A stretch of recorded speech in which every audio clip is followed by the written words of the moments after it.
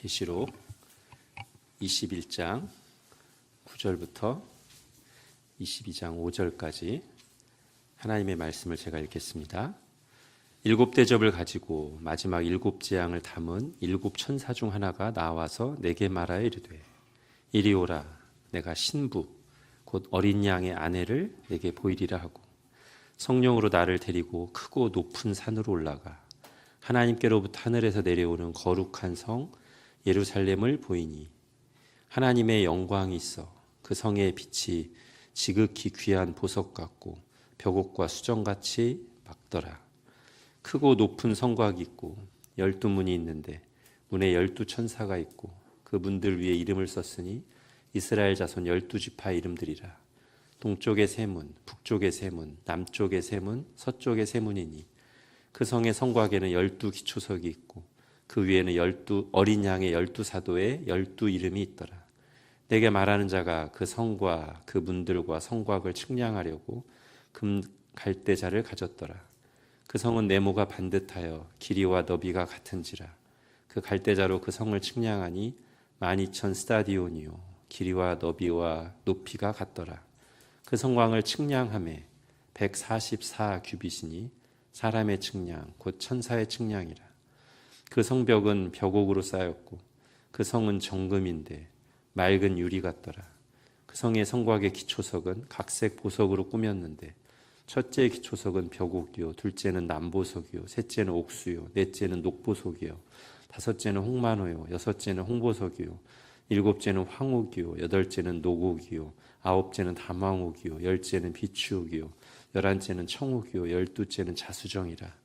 그 12문은 12진주니 각 문마다 한 개의 진주로 되어 있고 성의 길은 맑은 유리 같은 정금이더라. 성 안에서 내가 성전을 보지 못하였으니 이는 주 하나님 곧 전능하시니와 및 어린 양이 그 성전이심이라. 그 성은 해나 달의 비침이 쓸데없으니 이는 하나님의 영광이 비치고 어린 양이 그 등불이 되심이라.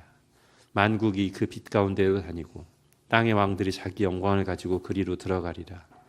낮에 성문들을 도무지 닫지 아니하리니 거기에는 밤이 없음이라. 사람들이 만국의 영광과 존귀를 가지고 그리로 들어가겠고 무엇이든지 속된 것이나 가증한 일 또는 거짓말하는 자는 결코 그리로 들어가지 못하되 오직 어린 양의 생명책에 기록된 자들만 들어가리라. 또 그가 수정같이 맑은 생명수의 강을 내게 보이니 하나님과 및 어린 양의 보좌로부터 나와서 길 가운데로 흐르더라. 강 좌우에 생명나무가 있어 12가지 열매를 맺되 날마다 그 열매를 맺고 그 나무 잎사귀들은 만국을 치료하기 위하여 있더라. 다시 저주가 없으며 하나님과 그 어린 양의 보좌가 그 가운데 있으리니 그의 종들이 그를 섬기며 그의 얼굴을 볼 터이요 그의 이름도 그들의 이마에 있으리라. 다시 밤이 없겠고 등불과 햇빛이 쓸데없으니 이는 주 하나님이 그들에게 비치심이라. 그들이 세세토록 왕노릇 하리로다. 아멘. 자, 우리 지난주에는 세상을 상징하는 음녀 바벨론의 심판에 대해서 봤습니다.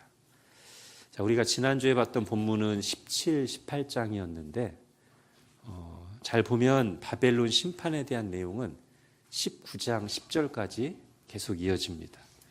자, 19장을 보십시오. 먼저 앞부분에 보면 음녀 바벨론을 심판하신 것에 대해 하나님을 찬송하는 내용이 나옵니다. 19장 1절부터 이 일 후에 내가 들으니 하늘에 허다한 무리의 큰 음성 같은 것이 있어 이르되 할렐루야 구원과 영광과 능력이 우리 하나님께 있도다. 그의 심판은 참되고 의로운지라. 음행으로 땅을 더럽게 한 큰 음녀를 심판하사 자기 종들의 피를 그 음녀의 손에 갚으셨도다 하고. 자, 그리고서 좀 더 밑으로 내려가면 이제 자연스럽게 이 음녀 바벨론과 대비되는 어린 양의 신부에 대한 소개가 나옵니다. 7절, 8절 보십시오. 우리가 즐거워하고 크게 기뻐하며 그에게 영광을 돌리세. 어린 양의 혼인기약이 이르렀고 그의 아내가 자신을 준비하였으므로 그에게 빛나고 깨끗한 세마포옷을 입도록 허락하셨으니 이 세마포옷은 성도들의 옳은 행실이로다 하더라. 자, 이 구절에서는 아직 이름이 드러나지 않았지만 잠시 뒤에 보면 우리가 오늘 읽은 21장에서 보듯이 어린 양의 거룩한 신부는 예루살렘이라는 것을 알 수 있습니다.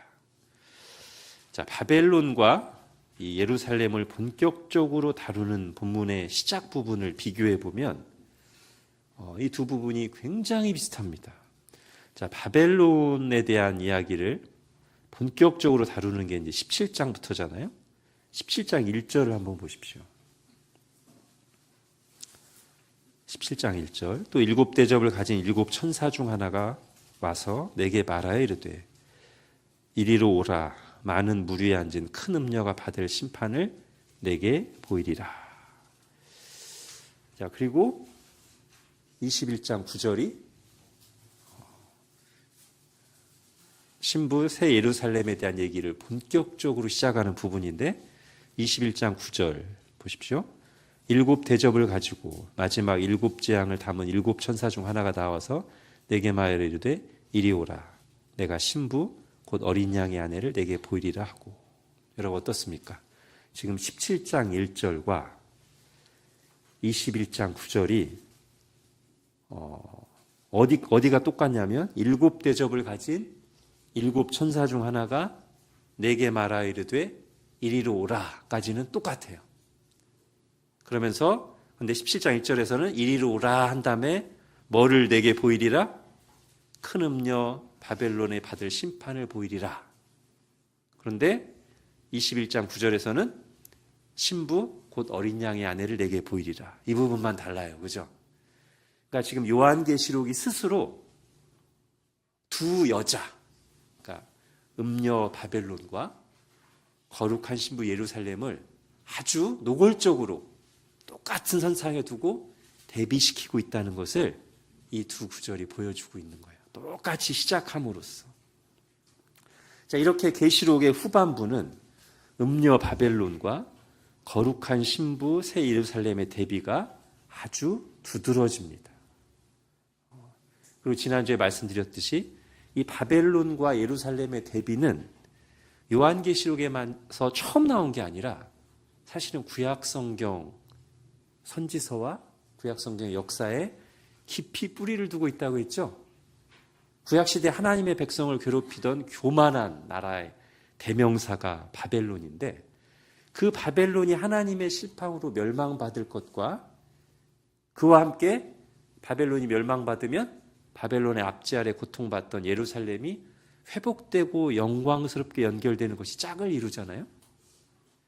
이게 선지서에서 계속 하나님이 반복해서 말씀하셨던 예언이고, 근데 이게 언제 성취되냐면 이미 구약시대 말기에 성취가 됩니다. 예루살렘이 망합니다. 아니, 바벨론이 망합니다. 하나님의 심판으로.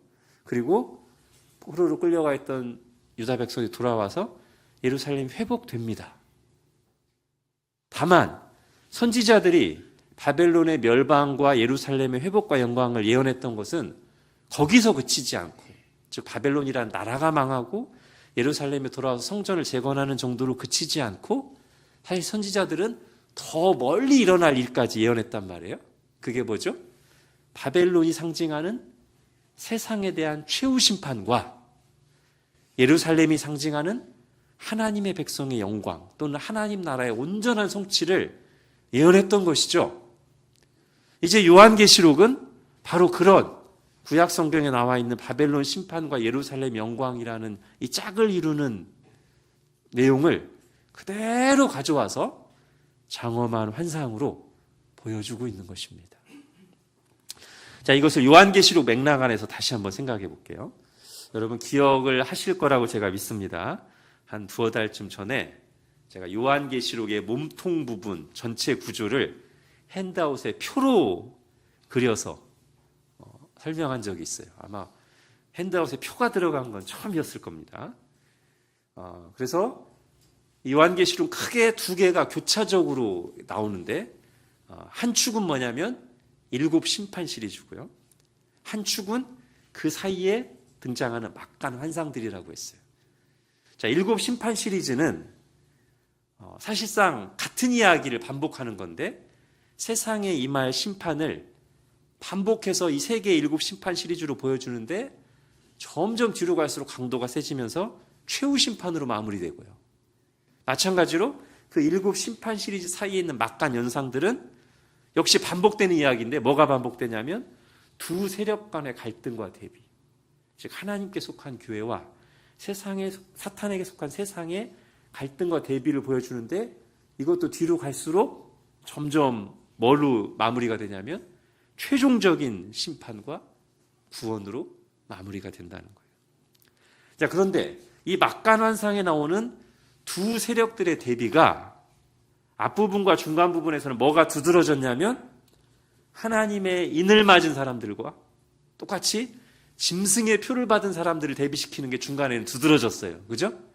그런데 이제 7 심판 시리즈가 다 끝나고 마지막 부분에서는 이 대비가 뭘로 똑같이 나타나냐면 거룩한 신부 새 예루살렘과 음녀 바벨론으로 대비된단 말이죠. 그러니까 이 두 상징이 다른 얘기를 말하는 게 아닙니다. 똑같은 대상들에 대해서 똑같은 얘기를 말하는 거예요. 무슨 말이냐면 앞에 중간에 나왔던 하나님의 인을 맞은 사람들이 누구냐면 새 예루살렘이에요. 교회예요. 그리고 짐승의 표를 받은 사람들이 말하자면 바벨론입니다. 세상입니다. 세상 사람들입니다.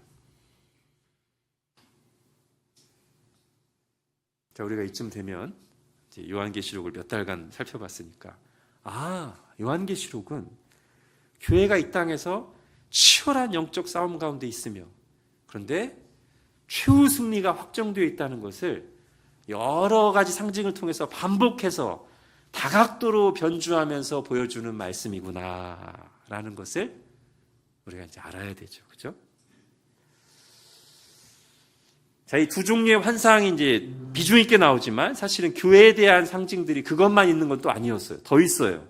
예를 들면 사탄의 쫄개 노릇을 하는 두 짐승과 대비돼서 하나님의 종 역할을 하는 예수 그리스도 하나님의 말씀을 전하는 두 증인이 나왔었는데 그게 또 교회였고요. 그런가 하면 용으로 상징돼서 나타난 사탄에게 공격을 받지만 하나님께서 광야에서 말세기간 내내 보호하시고 양육하시는 여인이 또 등장했었는데 이 여인도 또 교회였습니다. 그러니까 지금 하나님께서 요한계시록이 교회에게 주시는 말씀이잖아요.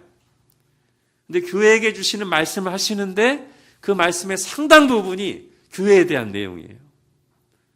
이 여러 환상들을 다각도로 변주해서 보여주시면서 교회가 어떤 존재인가를 계속 일깨워 주시는 거예요.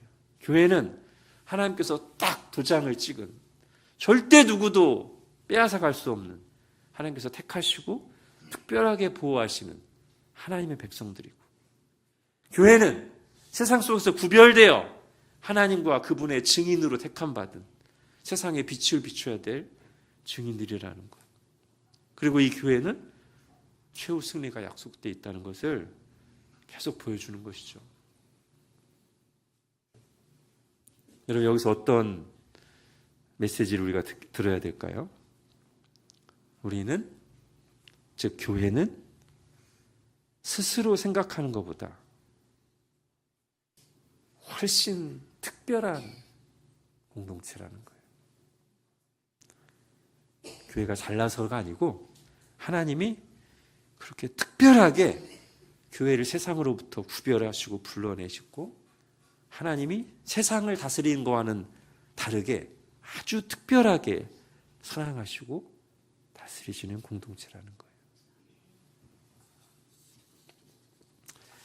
자, 교회에 대한 상징 중에 이제 여인으로 상징된 게 이제 두 종류가 있어요, 결국. 하나는 광야에서 하나님의 보호와 양육을 받는 여인인 교회가 있고, 이제 오늘 본문에 보면 마지막에 아주 아름답게 단장한 거룩한 신부인 교회가 있어요.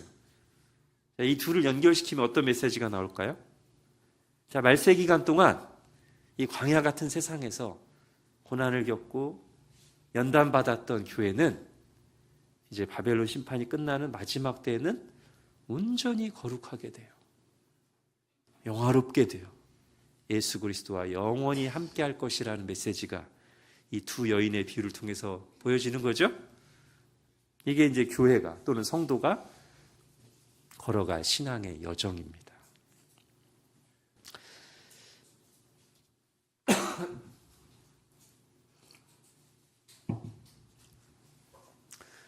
그러니까 어린 양의 신부 새 예루살렘이 이제 교회를 상징한다는 것은 음녀 바벨론이 세상을 상징한다는 것과 마찬가지로 구약 성경에 깊이 뿌리를 두고 있습니다.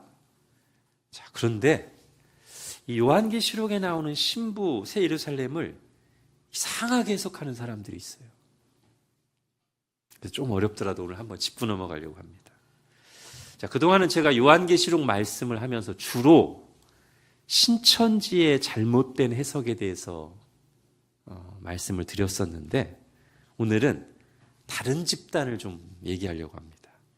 자칭 하나님의 교회라고 하는 곳, 예전에는 안상홍 증인회라고 불렸던 곳인데 어떤 곳이에요? 1980년대에 이미 죽은 안상홍이라는 사람을 아버지 하나님이며 재림 예수며 보혜사라고 주장하다가 지금은 안상홍이 죽고 한참 지난 지금은 안상홍의 아내였던 장길자를 어머니 하나님이라고 주장하면서 세력을 넓히고 있는 그런 곳입니다. 자, 그들이 어머니 하나님을 주장하는 근거로 드는 대표적인 두 본문이 있는데 그 중에 하나가 요한계시록 후반부예요. 계시록에 나오는 이 거룩한 신부 새 예루살렘이 어머니 하나님이라는 거예요. 최근에는 한 달 남짓 교회 앞 사거리에서 강도사님이랑 같이 이제 식사를 하고 오다가 하나님의 교회에서 나와서 전도하는 남자분을 만났습니다. 저희를 딱 주목해서 보면서 이렇게 와서 팜플렛 드림이길래 제가 딱 보니까 하나님의 교회여서 그분이 저한테 어떻게 하나님의 교회 아세요? 그래서 그럼요, 이단이라는 거 알죠. 그랬더니 바로 발끈하면서 왜 이단입니까? 제가 성경대로 안 믿으니까 이단이죠. 그랬더니 또 바로 대답이 나와요. 어떤 부분이 성경대로 안 믿는 겁니까? 그래서 제가 어머니 하나님이 어디 있어요? 어머니 하나님이. 그랬더니 역시 1초도 머뭇거리지 않고 계시록에 보면 신부가 나오는데 그 신부가 생명수를 준다고 나온다. 생명수를 줄 수 있는 게 하나님 아닙니까? 그 신부로 상징된 게 어머니 하나님입니다. 이렇게 주장을 했어요. 그때 이제 횡단보도 신호가 바뀌고 있어서 그냥 제가 간단하게 문맥을 봐야지 문맥을 하고서 이제 넘어왔는데, 자, 그 사람이 근거로 삼았던 구절이 여러분 핸드아웃 보십시오. 계시록 22장 17절입니다. 좀 집중해서 들으셔야 돼요. 약간 어려울 수 있으니까. 성령과 신부가 말씀하시기를 오라 하시는도다. 듣는 자도 오라 할 것이요 목마른 자도 올 것이요 또 원하는 자는 값없이 생명수를 받으라 하시더라. 자, 이 구절을 가지고 이제 거룩한 신부 새 예루살렘이 어머니 하나님이라는 거예요. 왜요? 지금 성령과 함께 같이 신부로 상징된 그것이 뒤에 뭐라고 해요? 생명수를 받으라라고 초대하고 있단 말이죠. 그러니까 이제 하나님이라는 거예요. 근데 사실 이 구절은 성령님과 영화롭게 된 천상의 교회가 함께 이 땅에 있는 교회를 이제 초대하는 장면인데 하나님이라는 거예요. 근데 여러분 당장 이 구절 자체만 봐도 그들의 주장이 얼마나 빈약한지 알게 됩니다.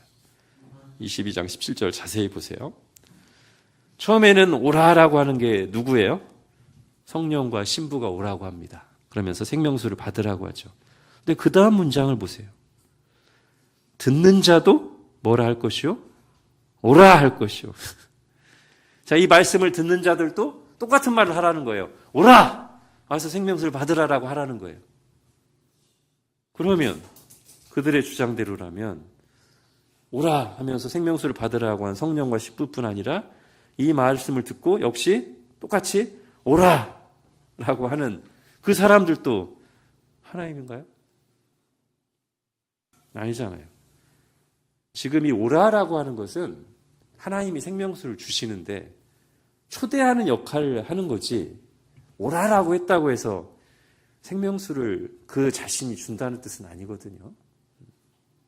근데 이것만 가지고, 신부가 오라, 생명수를 받으라고 했다는 것만 가지고 이 신부가 생명수를 주는 주체이니까 이 신부는 분명히 하나님이다라고 주장하는 거예요.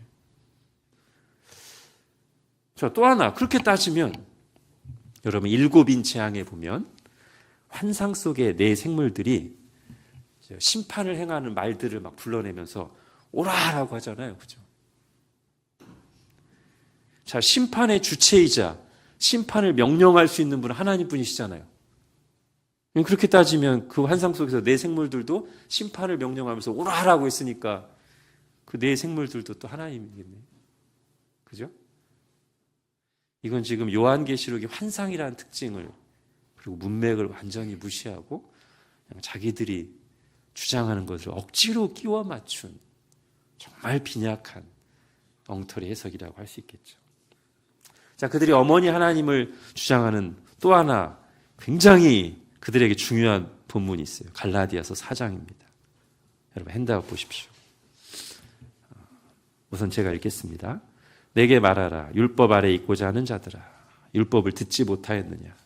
기록된 바 아브라함에게 두 아들이 있으니 하나는 여종에게서 하나는 자유 있는 여자에게서 났다 하였으며 여종에게서는 육체를 따라 났고 자유 있는 여자에게서는 약속으로 말미암았느니라. 이것은 비유니 이 여자들은 두 언약이라. 하나는 시내산으로부터 종을 낳은 자니 곧 하갈이라. 이 하갈은 아라비아에 있는 시내산으로서 지금 있는 예루살렘과 같은 곳이니 그가 그 자녀들과 더불어 종노릇하고 오직 위에 있는 예루살렘은 자유자니 곧 우리 어머니라. 기록된 바 잉태하지 못한 자여 즐거워라. 산고를 모르는 자여 소리질러 외치라. 이는 홀로 사는 자의 자녀가 남편이 있는 자의 자녀보다 많음이라 하였으니 형제들아 너희는 이삭과 같이 약속의 자녀라. 그런즉 형제들아 우리는 여종의 자녀가 아니요 자유 있는 여자의 자녀니라. 자, 여기서 26절에 나오는 위에 있는 예루살렘이 곧 우리 어머니다. 이게 바로 어머니 하나님을 증거하는 강력한 구절이라는 거예요. 그러면서 여기 나와 있는 이 예루살렘이 요한계시록 뒷부분에 나오는 새 예루살렘과 똑같은 것으로서 거룩한 신부 새 예루살렘과 동일하다는 거예요. 이 두 가지가 다 어머니 하나님을 말하고 있다는 거예요. 그야말로 문맥을 무시한 채 단어만 연결하는 전형적인 이단들의 성경 해석법이죠. 자, 간단히만 살펴보겠습니다. 자, 먼저 문맥을 봐야 되죠. 지금 이 갈라디아서 4장 우리가 함께 읽은 본문이 뭐를 말하고 있는 것 같습니까? 사실 갈라디아서 전체에서 말하고 있는 걸 여기도 말하고 있는 건데 율법으로 돌아가려는 사람들을 책망하고 일깨우면서 우리는 더 이상 율법 아래 있지 않고 은혜 아래 있다라는 걸 강조하는 게 갈라디아서 전체 내용이기도 하고 이 본문도 그것을 이제 비유적으로 표현한 거잖아요. 그래서 21절에서 뭐라고 시작합니까? 내게 말하라. 율법 아래에 있고자 하는 자들아. 율법을 듣지 못하였느냐? 이거를 제가 좀 쉽게 풀어 설명하면 율법 아래로 돌아가고 싶어하는 여러분, 그렇게 율법 아래로 돌아가고 싶어요? 그럼 여러분이 좋아하는 율법에 나와 있는 내용으로 제가 설명할 테니까 한번 들어보세요 하고 이제 시작하는 거예요. 그러면서 믿음의 조상 아브라함에게서 난 두 아들을 얘기합니다. 하나는 여종 하갈에게서 난 아들 이스마엘이고요. 다른 하나는 종이 아니라 본부인, 그러니까 자유인인 사라에게서 난 아들 이삭이죠. 종에게서 나면 종일 수밖에 없고 자유인에게서 나야 자유인이고 언약의 계승자, 상속자가 되죠. 이제 그 얘기를 가져와서 바울이 얘기하는 거예요. 그러면서 24절에 보십시오. 제가 아까 천천히 읽었던 부분. 이것은 뭐니? 비유니. 이 여자들은 뭐다? 두 언약이다. 여기 이미 해석이 다 나와 있잖아요. 이 여자들은 언약을 상징하는 비유라고요. 이 두 여자를 비유로 해서 지금 우리가 은혜 아래 있다는 것을 설명하려는 상징이라고요. 근데 그걸 이제 한 단계 더 나가는 거죠. 예루살렘이라고 하는 상징을 또 하나 말해서. 왜요? 지금 이 예루살렘, 이 땅에 있는 예루살렘에 있는 사람들, 즉 유대인들, 그들은 율법 아래 있다는 거예요. 율법으로 의롭다함을 받으려고 하는 율법에 종된 삶을 살고 있다는 거예요. 근데 우리는 땅에 있는 그 예루살렘에 속한 자들이 아니고 하늘에 있는 예루살렘에 속한 자들이라는 뜻이죠. 우리는 율법의 자녀들이 아니라 은혜의 자녀들이라는 뜻이에요. 그래서 31절에 이 단락을 뭐로 마무리합니까? 그런즉 형제들아, 우리는 여종의 자녀가 아니요 자유 있는 여자의 자녀니라. 그런데 이 여종과 자유 있는 여자가 뭐에 대한 비유였다고요? 두 언약에 대한 비유였다고요. 그죠? 여기 어디에서 어머니 하나님이라는 내용이 나올 수가 있어요? 그리고 사실은 이 계시록의 상징과 이 갈라디아서의 비유, 이걸만 가지고 어머니 하나님을 증거하려는 것 자체부터가 벌써 문제예요. 왜죠? 여러분, 만약에 진짜 어머니 하나님이 계시다면 자기를 성경으로 계시할 때 어머니 하나님에 대해서 가르쳐주는 내용이 얼마나 성경에 분명하게 많이 나와야 되겠어요. 그런데 뜻이 명확한 성경 본문에서는 단 한 번도 그런 내용이 없습니다. 여러분 성경 몇 도 가신 분도 계실 텐데 어머니 하나님을 짐작조차 할 수 있는 구절이 아예 없다니까요, 성경에. 그런데 이 상징과 비유로 되어 있는 두 본문만 가지고 이거 봐, 성경에 어머니 하나님 얘기하고 있어. 이거부터가 잘못된 거고, 그리고 잘 해석하고 나면 당연히 여기 나온 어머니는 언약을 가리키는 거지 어머니 하나님을 가리키는 게 아니고요. 자, 성경 해석 원리, 우리 교리반 1과 성경 7번에 제가 이제 성경 해석 원리를 세 가지로 설명드렸는데 그 중에서도 제가 가장 강조한 게 두 번째인 문맥이었죠. 문맥. 성경은 문맥을 따라 해석해야 된다. 이 문맥은 세 가지 문맥인데 좁은 문맥. 먼저 이 구절이 들어있는 앞뒤 구절들 몇 개를 보면 이게 어떤 맥락에서 말하는 거구나 알 수 있다는 거잖아요. 지금 우리가 갈라디아서를 그렇게 봤죠. 26절에 나오는 위에 있는 예루살렘 우리 어머니다라는 것을 앞뒤 문맥을 보니까 이건 언약에 대한 비유구나 라는 걸 우리가 봤고요. 그 다음에 중간 문맥이라는 건 뭐예요? 이 구절이 들어있는 그 성경책. 자, 이것도 좀 전에 했습니다. 이 구절이 들어있는 성경책이 갈라디아서잖아요. 근데 갈라디아서의 문맥이 뭐예요? 갈라디아서 전체가 다 어떤 내용이냐면 율법으로 의롭다움을 받으려는 너희는 안 돼. 그건 육체로 돌아가는 거예요. 우리는 예수 그리스도의 복음으로 은혜로 구원받는 거야 라는 것을 전체가 말하는 게 갈라디아서 내용이잖아요. 그러니까 이 구절도 그렇게 해석해야 된다는 거고요. 마지막 넓은 문맥은 뭐예요? 성경 전체. 성경 전체도 이 얘기를 계속하죠? 우리가 율법의 행위로 구원받는 게 아니라 오직 예수 그리스도의 은혜로 구원받는다고 얘기하는 성경 본문이 얼마나 많이 있습니까? 그렇게 봐야 된다는 거예요. 자, 오늘 본문에 나오는 이제 신부도, 어린 양의 신부도 역시 마찬가지. 성경 전체에 걸쳐서 하나님의 아내 또는 예수 그리스도의 신부로 등장하는 건 누굽니까? 교회예요, 교회. 근데 왜 그렇게 부부관계로, 결혼관계로 비유하는 거죠? 하나님과 우리 사이를, 예수님과 우리 사이를? 결혼이 뭘로 이루어진 관계예요? 언약으로 이루어진 관계잖아요. 그러니까 하나님과 우리가, 예수 그리스도와 우리가 언약 관계라는 것을 보여주기 위해서, 그리고 하나님 우리를 얼마나 사랑하시는지를, 그리고 우리도 하나님을 사랑해야 된다는 것을 보여주기 위해서 계속 하나님이 반복하시는 비유가 뭐냐면 남편과 아내의 비유, 결혼 관계의 비유라는 거예요. 자, 성경에 많이 나오지만 구약에서 하나, 신약에서 하나만 보겠습니다. 핸드아웃에 호세아 2장 보십시오. 같이 읽겠습니다. 시작.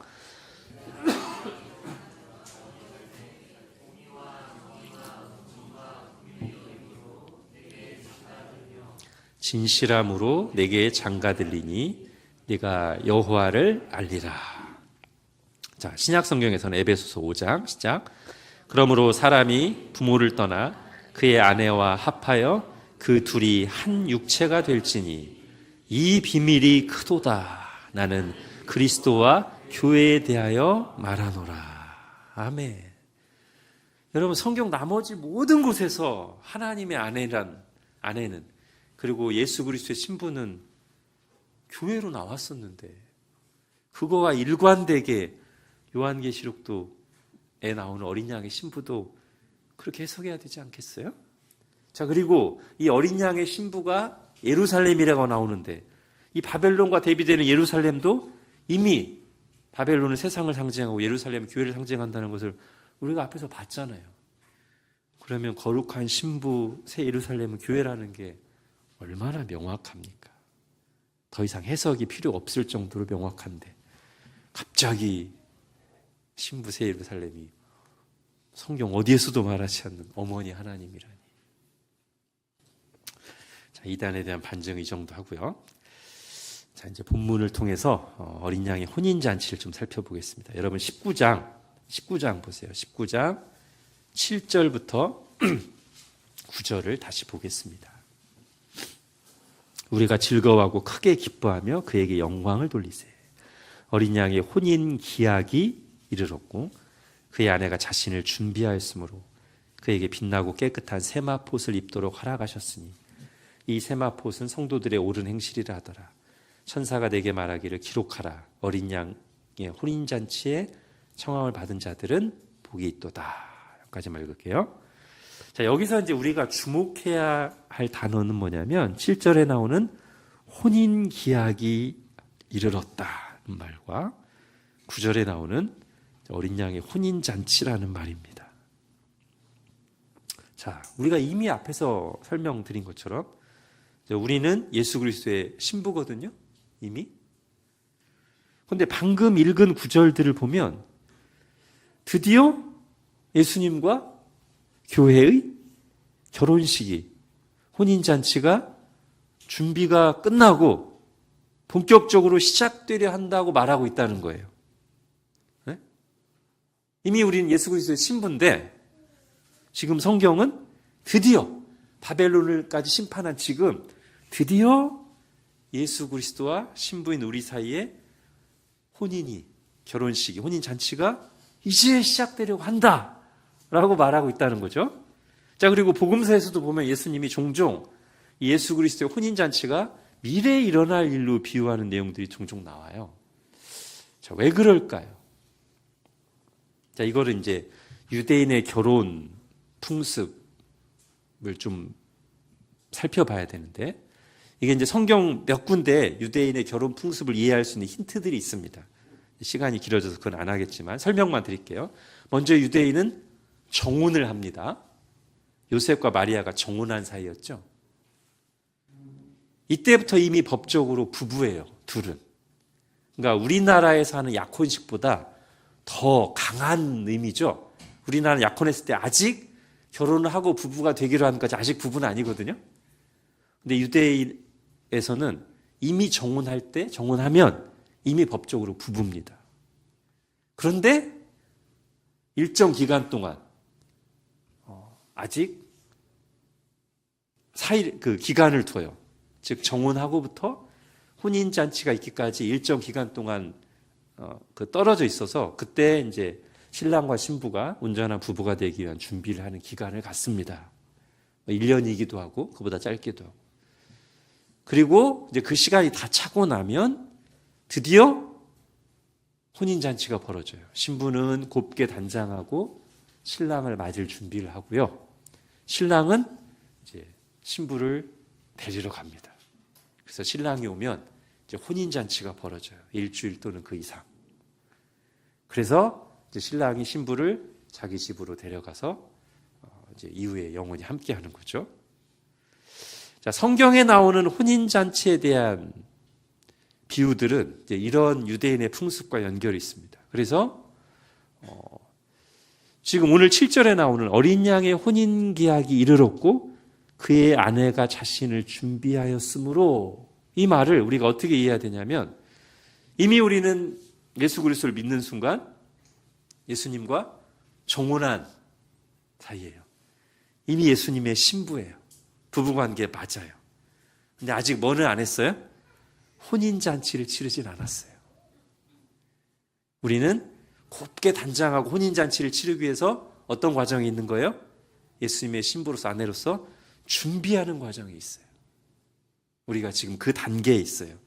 그러다가 바벨론을 심판하시고 나서 이제 우리가 온전히 영화롭게 될 때 우리는 곱게 단장한 준비된 신부가 되는 것이고, 그때 혼인잔치가 일어나는 거예요. 언제? 예수님이 재림하실 때. 그래서 예수님이 이 땅에 계실 때 말씀하셨던 비유에도 보면 예수님의 재림할 때를 혼인잔치로 비유하는 것들이 있잖아요. 자, 그때 신부인 교회의 상태, 즉 혼인잔치를 할 때 신부인 교회의 상태를 8절을 보십시오. 다시 이렇게 말합니다. 그에게 빛나고, 그 신부에게 빛나고 깨끗한 세마포옷을 입도록 허락하셨으니 이 세마포옷은 성도들의 옳은 행실이다. 자, 우선 이 신부의 단장한 모습은 우리 앞에 17장에서 나왔던 음녀가 자기를 치장한 모습과 대비되는데요. 여러분 핸드아웃의 17장 4절을 보십시오. 그 여자는 음녀 바벨론입니다. 자줏빛과 붉은빛 옷을 입고 금과 보석과 진주로 꾸미고 손에 금잔을 가졌는데 가증한 물건과 그의 음행에 더러운 것들이 가득하더라. 이 부분이 이제 오늘 8절하고 비유된, 대비되는 거예요. 자, 17장 4절에 이제 우리 개역 개정 성경에는 자줏빛, 붉은빛이라고 돼 있으니까 빛이 있는 것처럼 생각되지만 사실 이것은 어떻게 번역하는 게 더 이제 헷갈리지 않냐면 자주색, 붉은색 옷을 입고 그렇게 생각하시면 됩니다. 빛 없어요. 그래서 지금 이 음녀 바벨론에 치장한 것은 화려하지만 어두워요. 그리고 가증하고 더러운 것들이 가득합니다.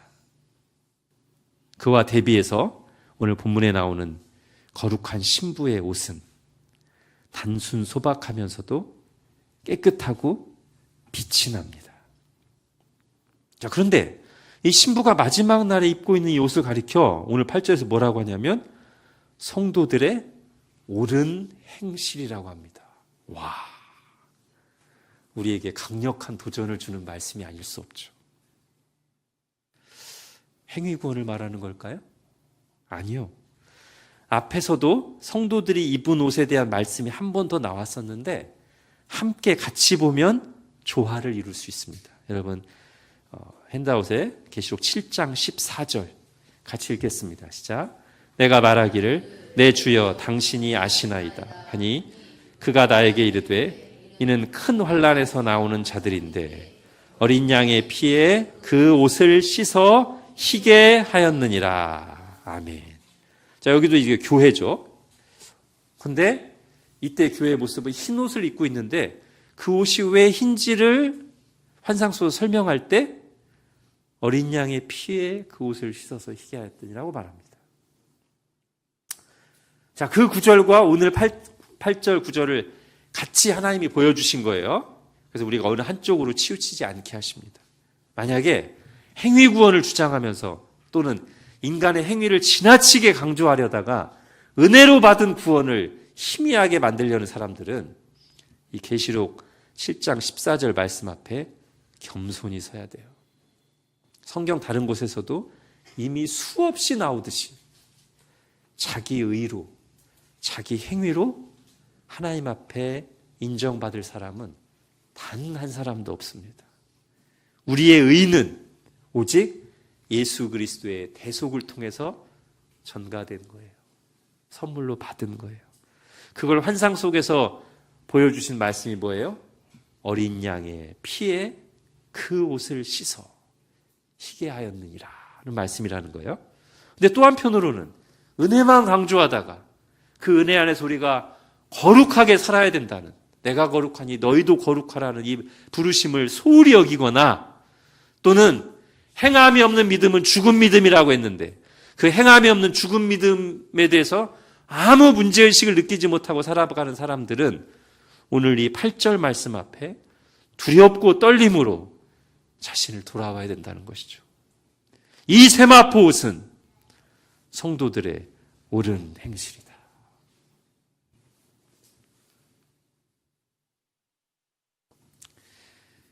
자, 이제 마지막 21장, 22장을 간단히 보고 마치겠습니다. 자, 교회가 마지막 날에 온전히 거룩하고 영광스럽게 될 것을 보여주는 또 다른 이미지가 이제 찬란한 새 예루살렘인데요. 21장으로 다시 가보십시오. 9절 10절을 읽겠습니다.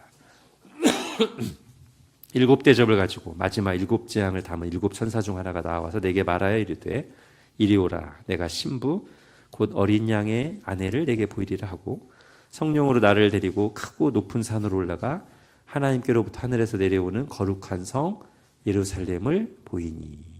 자, 지금 새 예루살렘이 드디어 말로만 앞에서 한 2번 정도 나왔다가 드디어 등장합니다. 근데 이 등장 방식이, 이 소개 방식이 요한계시록에서 나오는 어떤 패턴, 독특한 소개 방식과 같아요.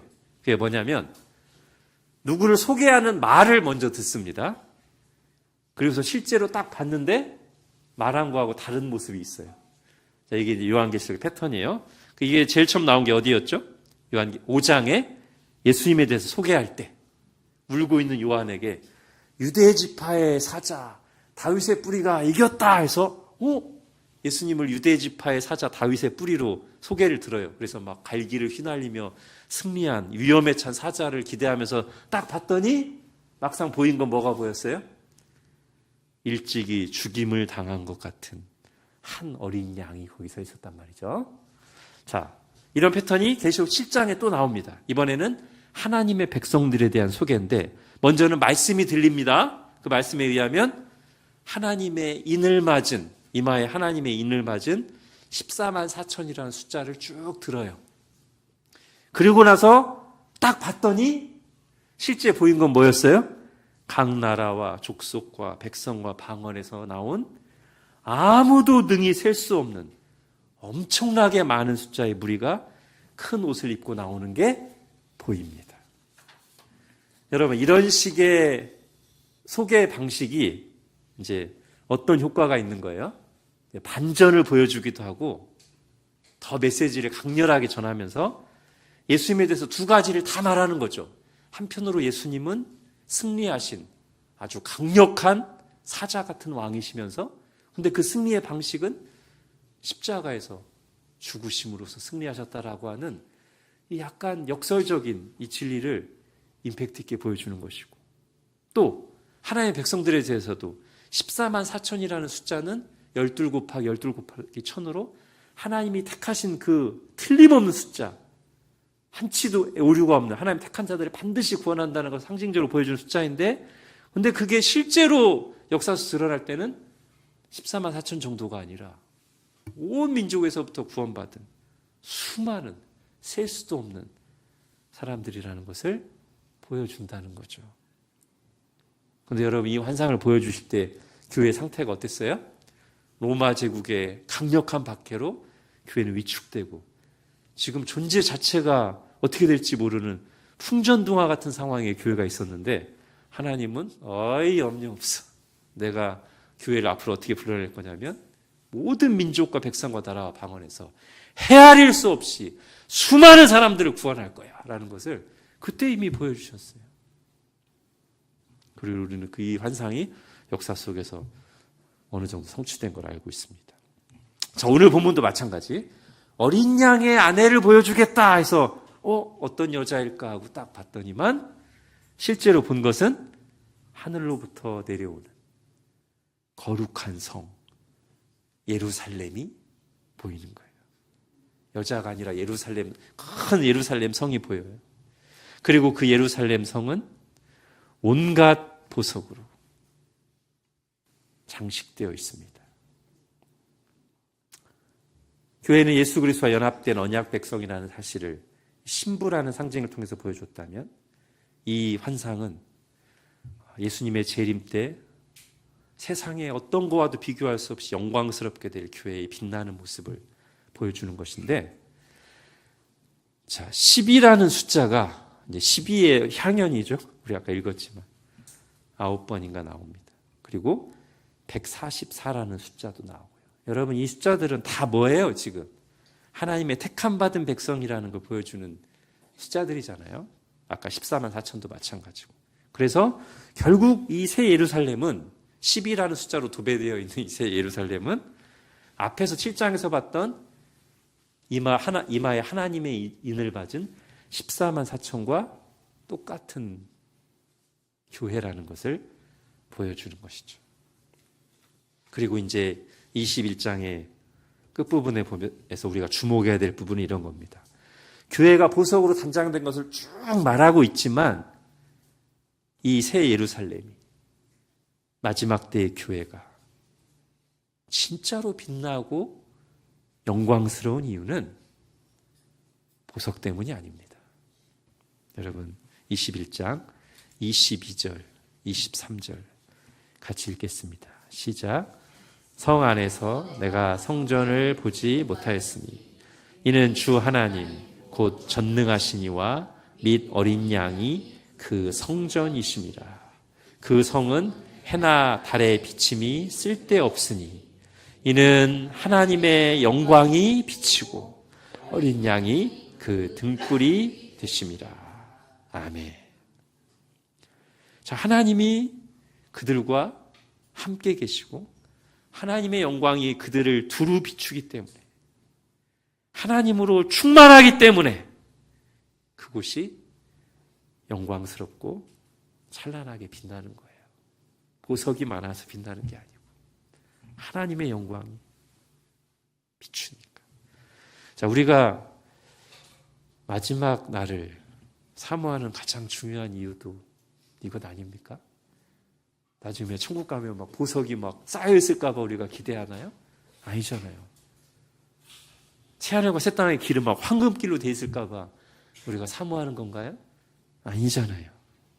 그때 여기 나온 것처럼 하나님을 얼굴과 얼굴을 마주 대하는 것처럼 그분을 알고 함께하면서 더 이상 어떤 벽과 막힘도 없이 우리 마음에서 그늘을 만들어내는 우리 속의 부패한 본성도 다 사라지고 그야말로 하나님의 영광이 온전하게 그리고 충만하게 우리를 비출 것이기 때문에 우리가 그날을 기대하는 건 아닙니까? 제가 작년인가 재작년에 이제 한동안 좀 이렇게 게으르고 흐트러져 있다가 영적으로 좀 각성하고 분발하면서 다시 하나님의 은혜가 제 내면에 막 쏟아져 들어오고 삶 속에서도 하나님이 이렇게 도와주시는 것을 맛보면서 제가 그때 약간 막 이런 생각이 불현듯 들었어요. 살짝 열린 문틈 사이로 들어오는 빛이 강렬해서 막 방안을 환하게 만드는 것 같은 그런 게 굉장히 상상이 됐습니다. 그래서 제가 기도하면서 하나님, 문을 조금만 열어도 이렇게 찬란한 빛이 가득 들어오건만 그렇게 기도했던 기억이 있어요. 두 가지 의미가 있습니다. 이 말에. 문을 조금만 열어도 이렇게 찬란한 빛이 가득 들어오건만이라고 제가 고백할 때 두 가지 의미가, 하나는 그런데 왜 나는 그토록 문을 여는데 이렇게 소극적이고 게으르고 신실하지 못할 때가 많단 말인가. 이렇게 조금만 열어도 하나님의 은혜의 빛이 찬란하게 들어오는데 라는 탄식과 회개, 성찰의 뜻이 있고요. 또 하나는 이렇게 문을 조금만 열어도 하나님의 은혜의 빛이 강력하게 들어온다면 이 문이 온전히 활짝 열리는 그날에는 얼마나 찬란하고 영광스러울까. 그런 소망이 담긴 표현입니다. 그렇게 될 것입니다. 그걸 오늘 요한계시록에서 말씀을 통해서 그리고 하나님의 영광으로 찬란한 새 예루살렘 성의 환상을 통해서 우리에게 보여주시는 것입니다. 자, 이런 생각을 하면서 22장 3절부터 5절까지 같이 읽고 마치겠습니다. 시작. 다시 저주가 없으며 하나님과 그 어린 양의 보좌가 그 가운데에 있으리니 그의 종들이 그를 섬기며 그의 얼굴을 볼 터이요 그의 이름도 그들의 이마에 있으리라. 다시 밤이 없겠고 등불과 햇빛이 쓸데없으니 이는 주 하나님이 그들에게 빛이심이라. 그들이 세세토록 막노릇 하리로다. 아멘. 기도하겠습니다. 하나님, 우리가 어떤 존재인가를, 어떤 부르심을 받은 사람들인가를 요한계시록의 환상들을 통해서 반복해서 보여주시니 감사합니다. 오늘도 저희가 바로 이 환상에 나온 거룩한 신부, 하나님의 영광으로 찬란하게 빛나는 새 예루살렘이 바로 우리라는 사실을, 우리의 장차 반드시 이루어질 교회의 모습이라는 사실을 다시 한번 보고 들었습니다. 하나님, 우리 자신이 우리를 그렇게 스스로 생각할 수 있도록 계속 말씀으로 우리를 일깨워 주시고, 그래서 우리가 이 땅에서 광야 같은 시간을 지날 때 힘들지만 자칫 그것이 우리 자신을 바라보는 관점이 오염되거나 잘못돼서 세상이 교회를 바라보는 방식으로 우리 스스로도 우리를 바라보는 오류에 빠지지 않도록, 어리석음에 빠지지 않도록 우리를 붙잡아 주옵소서. 문을 조금만 열어도 이렇게 찬란한 빛이 가득 들어오는데, 하나님, 저희가 문을 여는데 더 적극적이고 부지런하게 하시고, 그리고 이 문이 활짝 열려서 어떤 막힘도 없이 하나님의 영광이 찬란하게 우리를 두루비치는 그날을 참으로 소망하면서 믿음으로 살아가는 저희들 되게 하여 주옵소서. 예수님의 이름으로 기도합니다. 아멘.